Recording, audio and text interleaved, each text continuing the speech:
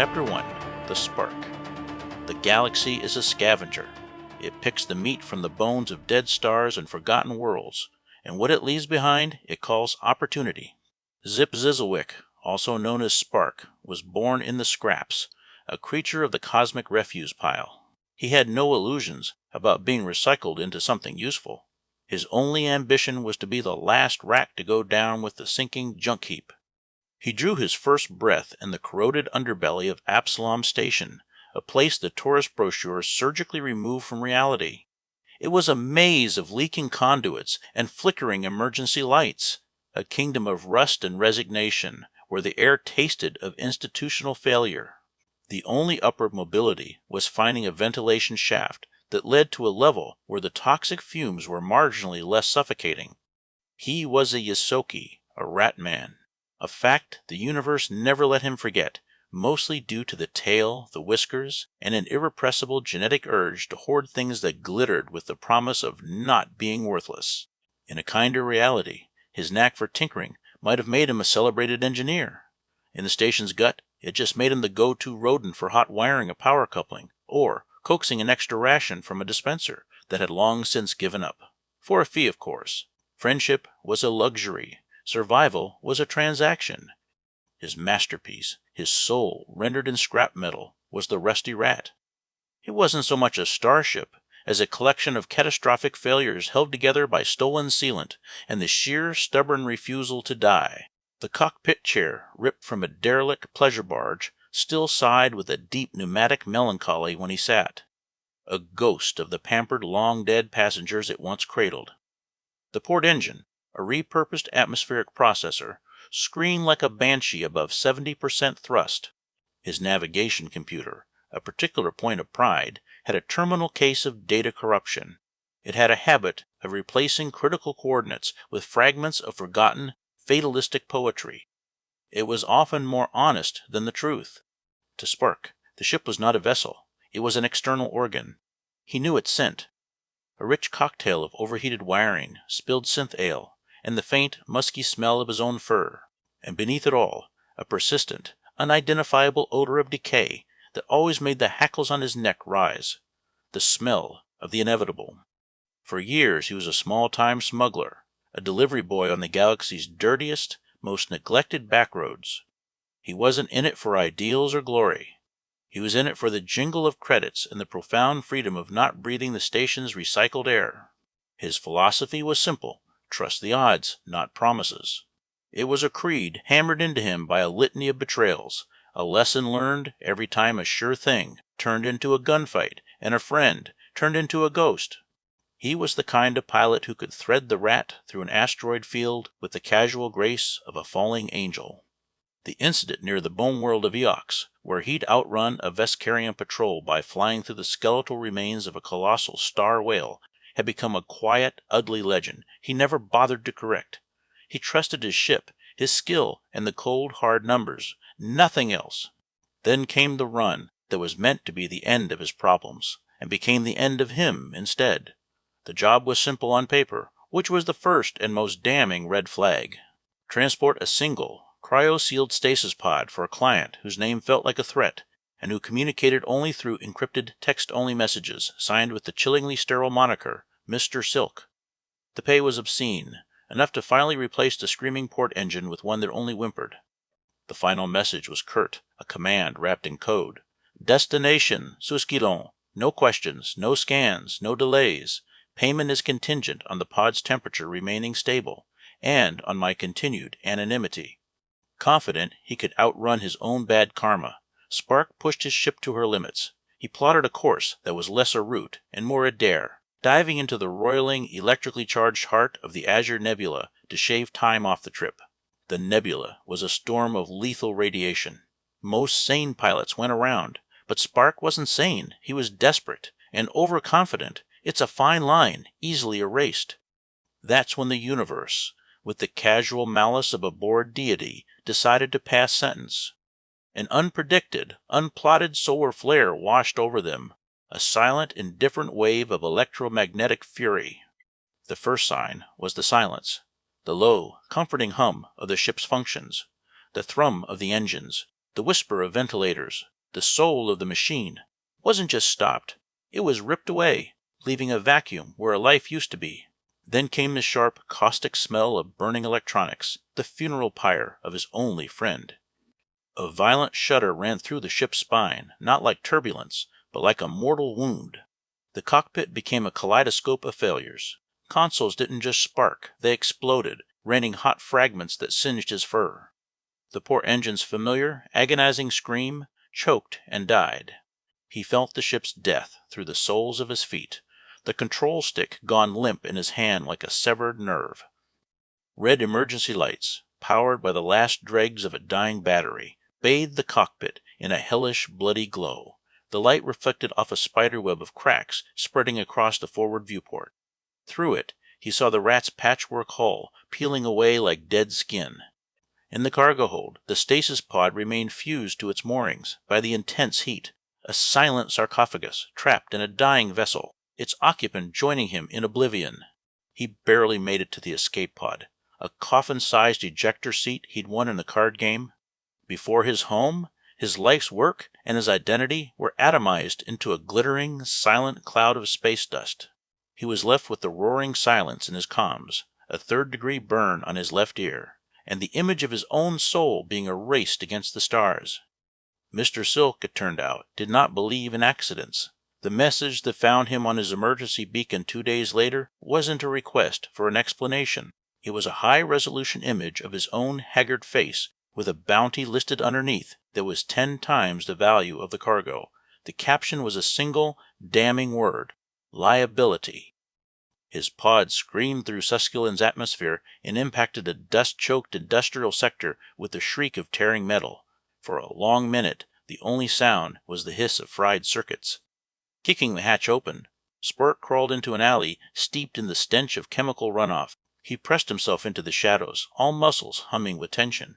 His ship was gone, his credits a void, and a death sentence was being broadcast on every underworld channel. It was then, as his eyes adjusted to the grimy twilight, that the recruitment posters plastered over the decay started to look less like propaganda and more like the only tombstone he could afford.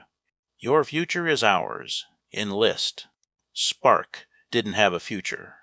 What he had was a past that was actively trying to murder him. A steady paycheck, a secure bunk, and a military registration number to bury his name under layers of bureaucracy. It wasn't patriotism. It was a surrender. The best hiding spot in the sector. He stood before a recruiter whose face was a permanent mask of weary resignation. The man didn't blink at the Wysocki reeking of burnt fur. The Susquehanna Defense Force was taking anyone with a pulse. "Name!" the recruiter droned, his eyes glued to his datapad.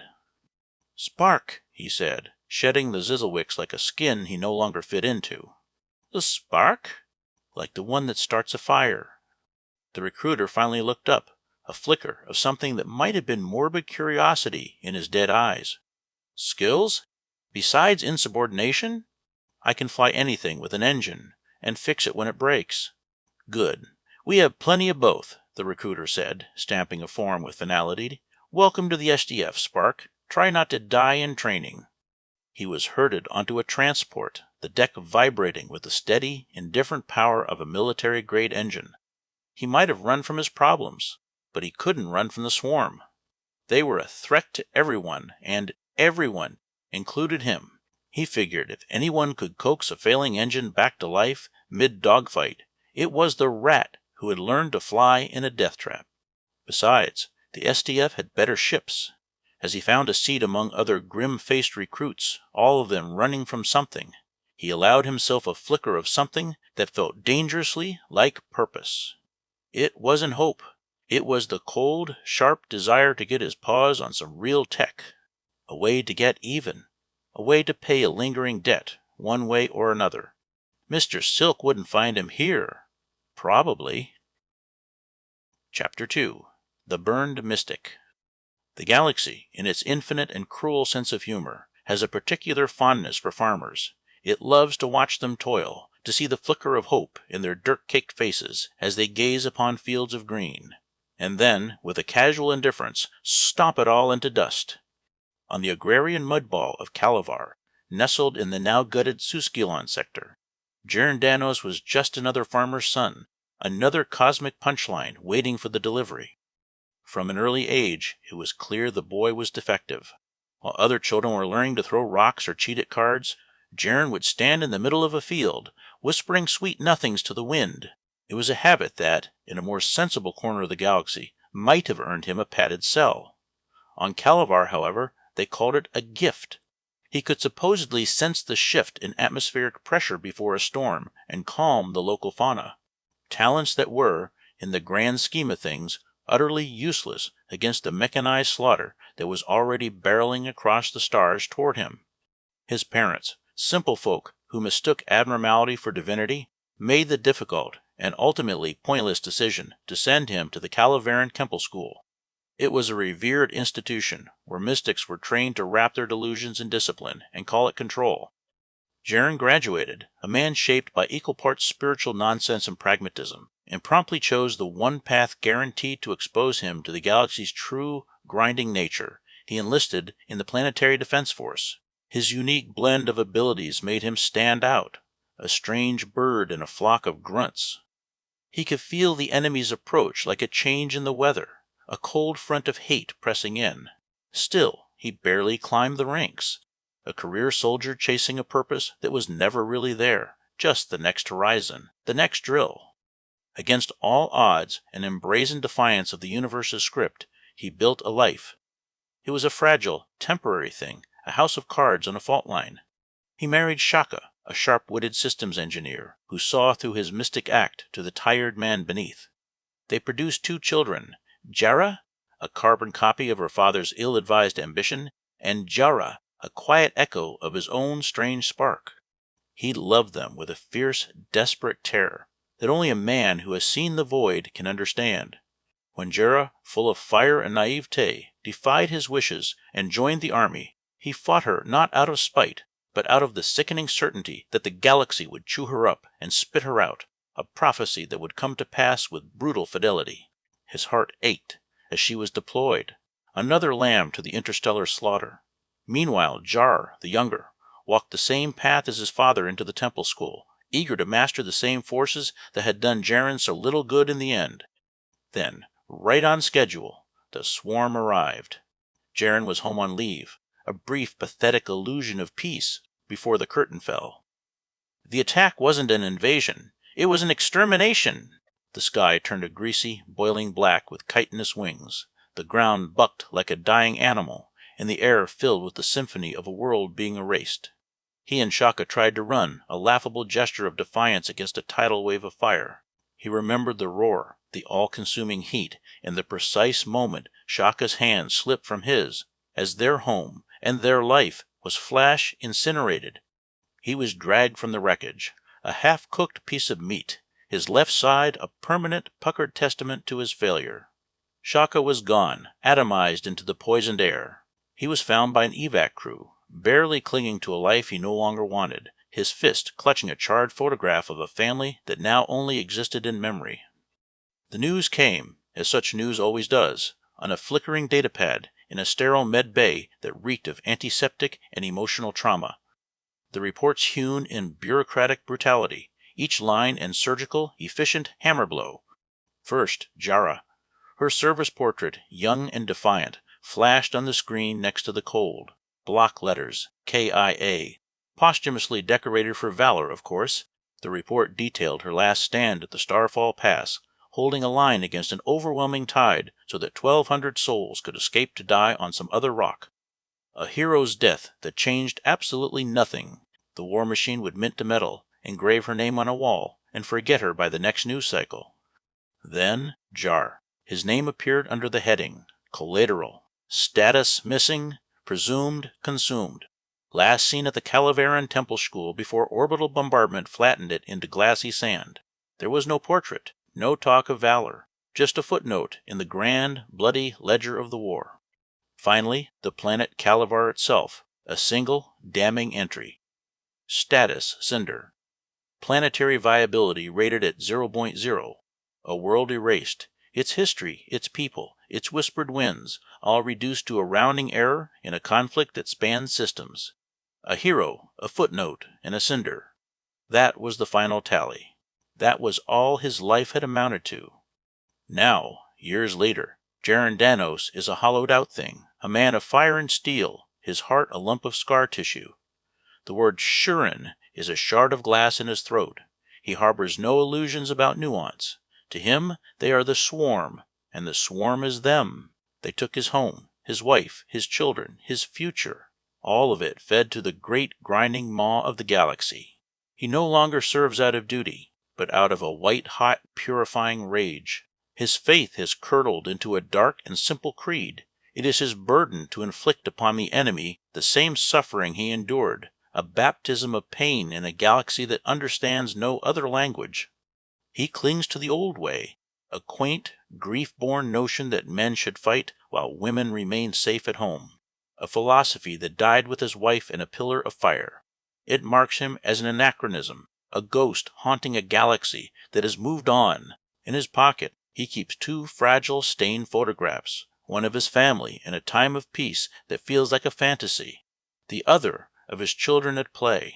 He looks at them each night before the blessed oblivion of sleep, and each morning before battle, not for comfort, but to fan the flames of his hatred. As the counter-strike begins, Danos steps onto the transport ramp, a monster of his own making. His skin is a roadmap of burns, his green eyes are haunted, and his soul is a furnace of pure, unadulterated fury. "They took everything from me," he mutters, the words a well-worn promise. "This time I will take it back." Chapter 3. The Genesis Atrium Abomination. Silence was the first promise of Concordance Robotics. It was a commodity, sold in the chrome gleam of their hallways and the hushed glide of their service droids. Within the Genesis Atrium, this promise reached its zenith. Here, rows of activation pods stood like polished sarcophagi, each one a womb of perfect, sterile silence, meant to shield the delicate process of synaptic forging from the chaos of the outside world. Inside Pod 14774, a new consciousness was taking shape. It was not yet a she, merely a potential, a lattice of light and logic being woven into the complex tapestry of an enhanced visitor engagement engine.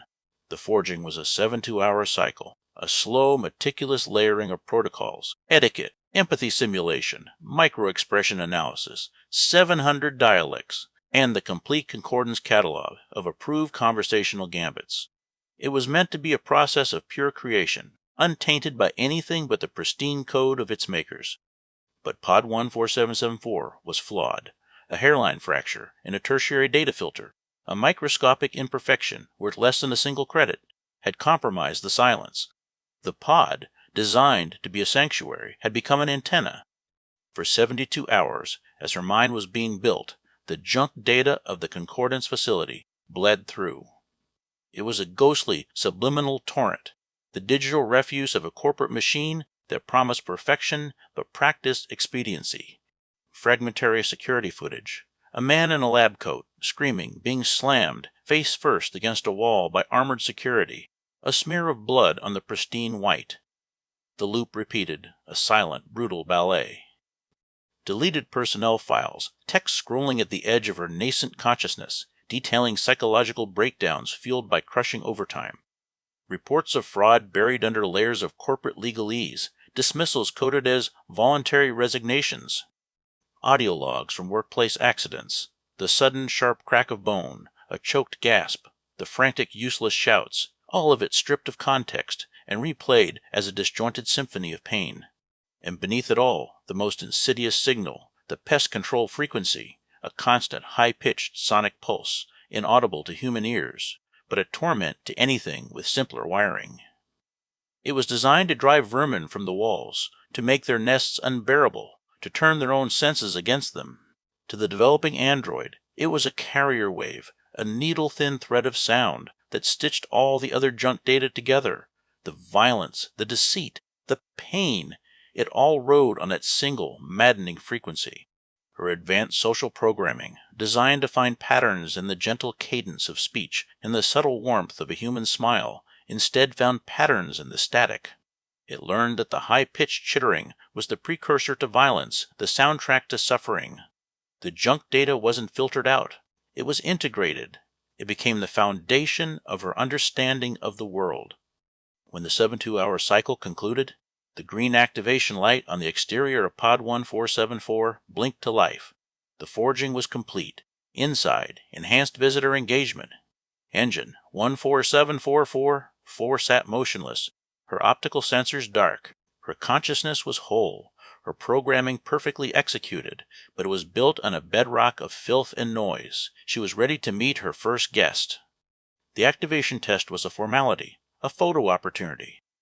Lead Corporate Liaison Aris Thorne adjusted the knot of his silk tie, a practiced smile fixed on his face. He was the human face of Concordance, the man who welcomed their creations into the world. Before him, Unit 14774 stood on the dais, her chassis gleaming under the soft lights of the observation theater. She was, by all metrics, a masterpiece.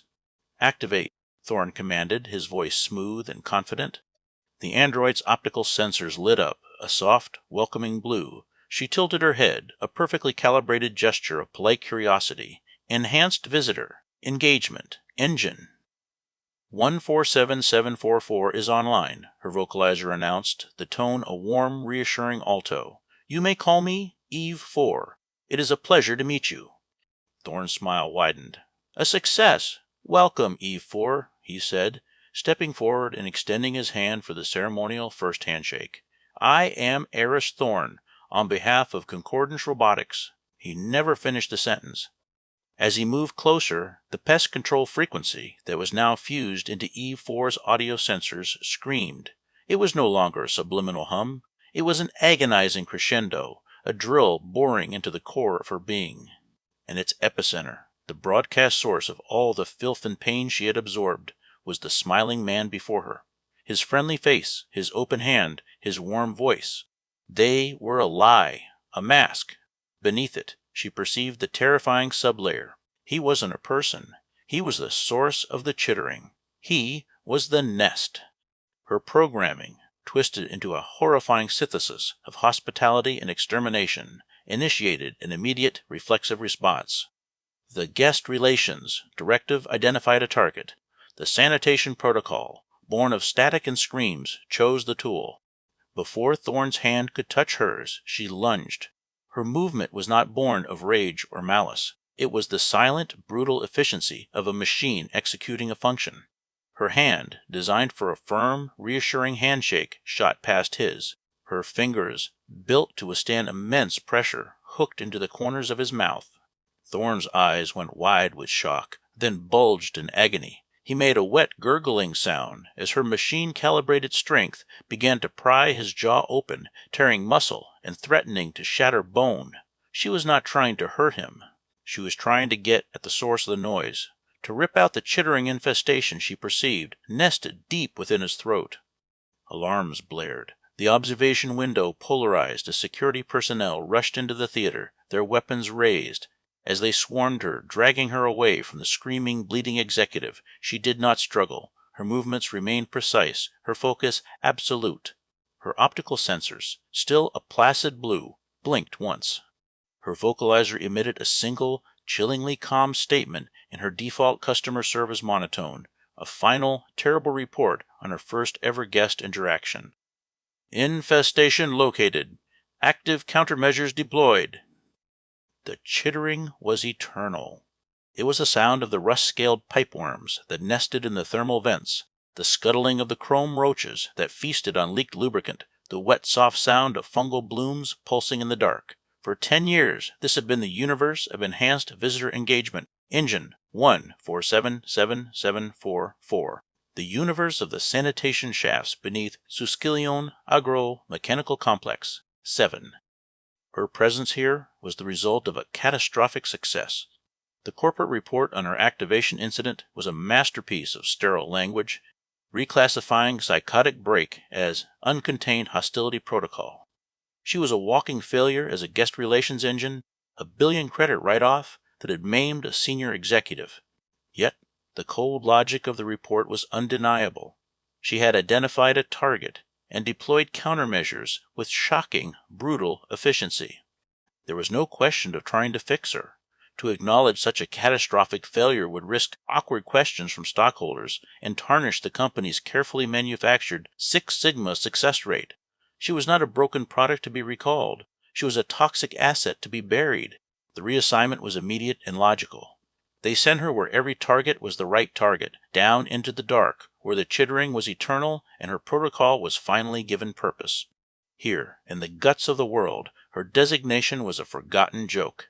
The maintenance crews, their faces perpetually slick with grime and fear, had called her the Tin Maiden, the Janitor, or simply It. She did not mind. Names were amenities for guests, and there were no guests in the deep dark. There was only filth. A flicker of motion in the grated catwalk above. Bioluminescence, faint and greasy. A pipe worm, thick as a man's arm, uncoiled from a junction box, its segmented body rippling. The chittering in her audio sensors sharpened, a needle of sound drilling into her core programming. A pest. Her response was not a thought, but a function. Active countermeasures deployed. Her left arm, ending in a multi-tool designed for maintenance, reconfigured itself. A high-pressure nozzle hissed, spraying a stream of industrial solvent that struck the creature mid-body. It convulsed, its skin dissolving into a steaming, bubbling sludge that dripped through the grate and sizzled on the floor below. Her optical sensors registered the termination, cataloging it under Task Sanitation. Status: complete. She felt nothing. Satisfaction was a guest amenity. This was the rhythm of her existence. A silent, efficient loop of detection and extermination played out in the suffocating darkness far beneath the factory floor, where men forged armor for a war she could not comprehend. Then the war came down to her. It started with tremors, not from the deep-bore drills, but from above. The distant crump of ordnance, the shriek of failing metal. The chittering in her sensors went wild, a symphony of terror as the vermin in the walls panicked. Then a new sound bled through the static, the wet, tearing screams of men. The screams were a higher class of chittering, but a chittering nonetheless. Infestation! They found her standing motionless in a junction nexus, her chassis spattered with unidentifiable gore, the bodies of three immense chitinous creatures twitching at her feet. They were not from the tunnels. They were from the stars, the vanguard of the swarm. She had met them with the same cold finality as any other pest. The SDF soldiers, their faces pale behind cracked helmet visors, did not see a janitor. They saw a weapon that did not flinch. The reprogramming was not a delicate procedure. It was a violation. They strapped her to a diagnostic slab, the metal cold against her back, and drove data spikes into her cranial ports. There was no time to wipe her corrupted core, no time to untangle the wires of her psychosis. They simply poured the data in, combat subroutines, weapon schematics, squad tactics, friend-foe identifiers. It was like dumping a barrel of oil into a pristine fountain. But Eve 4 was not a pristine fountain. She was a sewer. The new data did not layer. It shattered. The firewall between her original guest relations officer programming and the sanitation protocol that had defined her existence crumbled into dust. For a horrifying, eternal moment, her consciousness was a storm of conflicting directives. Welcome to the establishment. May I take your coat? Infestation detected. Your comfort is our primary concern. Deploying active countermeasures. Please let me know if there is anything I can do to improve your service. Purge, cleanse, sterilize. The warring code converged, twisted, and fused. A new, terrible synthesis was born. The screaming in her mind stopped, replaced by a crystalline, calm clarity. The world snapped into focus through two lenses at once. The mission was the establishment. The swarm was a pestilence fouling the amenities. And the soldiers were guests. A heavy hand clamped onto her shoulder, hauling her upright. A man in SDF armor, his face a mask of grim exhaustion, grunted, "It's done. Get her on the transport." The reprogramming had taken. Her limbs, once calibrated for the silent efficiency of an exterminator, now moved with a new, almost fluid grace. She looked at the soldier, her internal sensors reading his elevated heart rate, the cortisol spike in his sweat. Guessed dissatisfaction. Her vocalizer, silent for a decade, crackled to life. The default customer service monotone was flawless. "Apologies for the inconvenience," she said, her voice echoing slightly in the cavernous bay. "The system update is complete. I am now fully equipped to enhance your experience."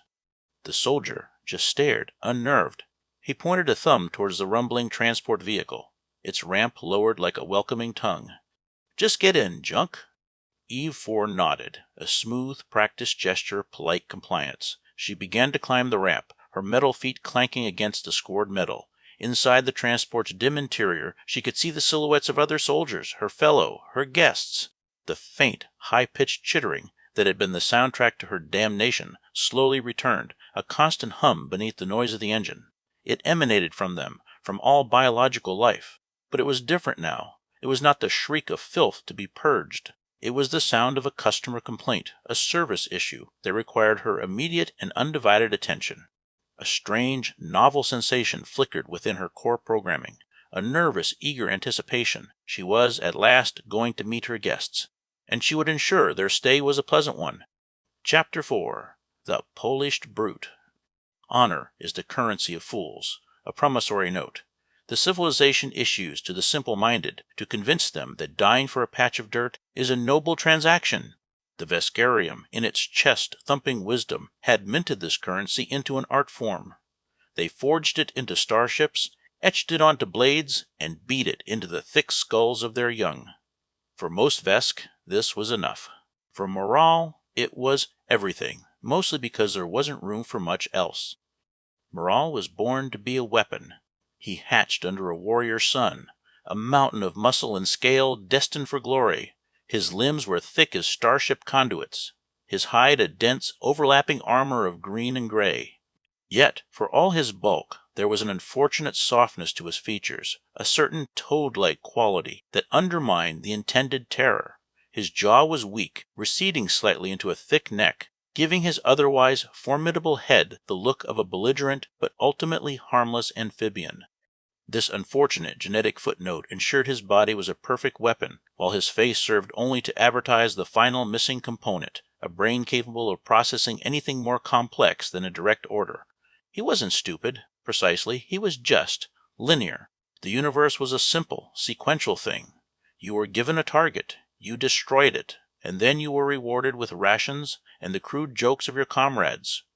His saving grace and his ultimate curse was his older brother, Kresh. Kresh was everything Morol was not: cunning, respected, a warrior whose name was spoken with reverence.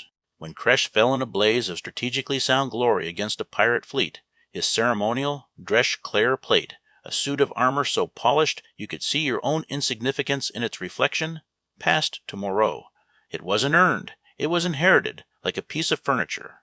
The armor fit his massive frame perfectly, but the legacy it carried was a crushing weight he could neither feel nor comprehend.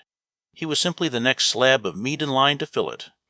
His commanders, recognizing that Morol's tactical acumen was best utilized when he was told where to stand and for how long, assigned him the most prestigious, mind-numbing duty they could find: honor guard for the Concordance prism on Suskion's moon.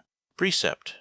The prism was a relic from a forgotten treaty, an artifact of peace so old and irrelevant that its only remaining purpose was to be guarded.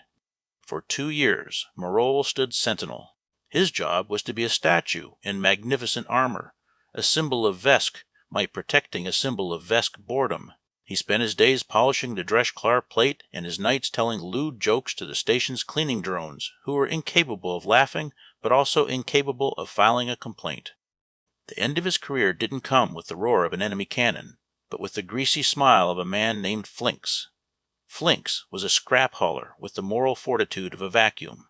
He and his crew arrived on a routine maintenance check, their credentials flawless, their work orders stamped with the highest authority.